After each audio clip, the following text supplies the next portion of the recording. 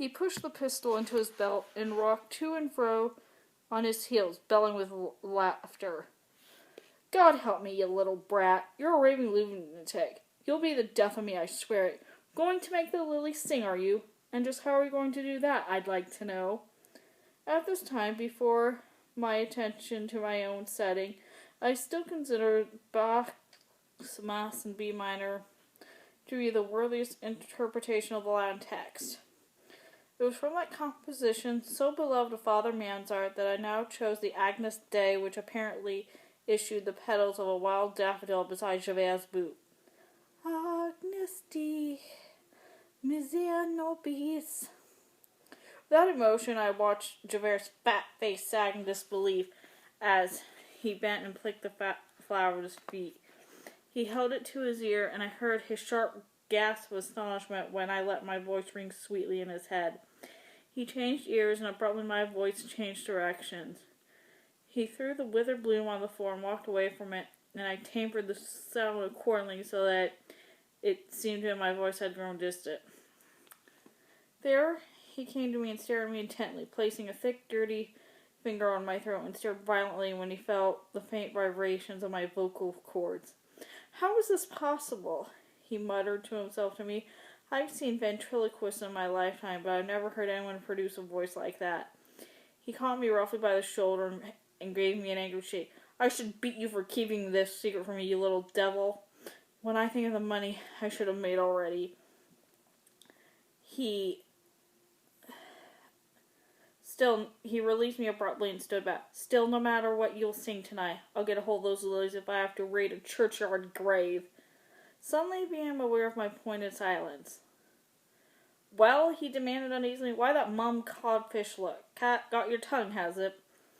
I stared at him in defiant silence, and he immediately began to bluster like a bully who senses the first sign of defeat. All right, what's it going on that little twisted head of yours? On with it. I shrugged my shoulders and turned away. If I agreed to sing, I told him calmly, there should be conditions. Conditions? He appeared on me by the neck and pressed his huge thumbs against my windpipe in a strangling grip. Conditions, is it? I could slit your throat right here and now. Very slowly he began to smile, and I suppose the utter absurdity of his empty threat must have been instantly apparent to him, for even as he spoke to me, he let me go, and I became aware that he was breathing noisily through his nose in a futile attempt to govern his fury. Conditions, he repeated, enunciating the word with some difficulty with clenched teeth. Well, what are these damn conditions? Name them, you insolent little bag of bones, and be done with it. I sat on the grass, staring away across the straggling camp with complete indifference to his growing agitation. I let him wait and sweat. I won't sing without the mask, and I won't sing in a cage, I said. If you want to make a bargain with me, you can begin by giving me my own tent. If I want, he began incredulously, and then suddenly he seemed to recover from his stupefaction and became coldly practical. Impossible, he continued, but without rage. I noted, how can I trust you to stay? I stared at the floor to hide the tears that were suddenly stinging my eyes. I gazed squarely in the bleak future. I have nowhere to go. There was an edge of weariness and resignation in my voice. Give me privacy and a little comfort, and I will stay and make your fortune in return. He stared at me suspiciously. So you say. Just supposing to trust you, there's still the crowd to consider. They'll want to see your face. What's the point of the coffin and the lilies if they don't see your face? I considered this resentfully, for I knew that he had made a valid point.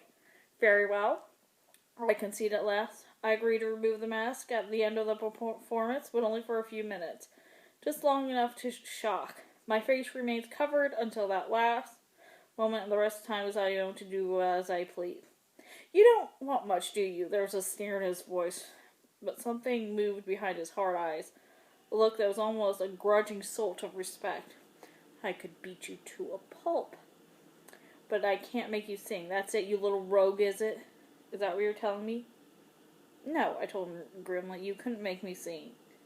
We stared at each other like wary enemies, and after that moment he made an abrupt gesture for me to accompany him to his tent, striding off across the field and resisting the temptation to look back to check that I was following.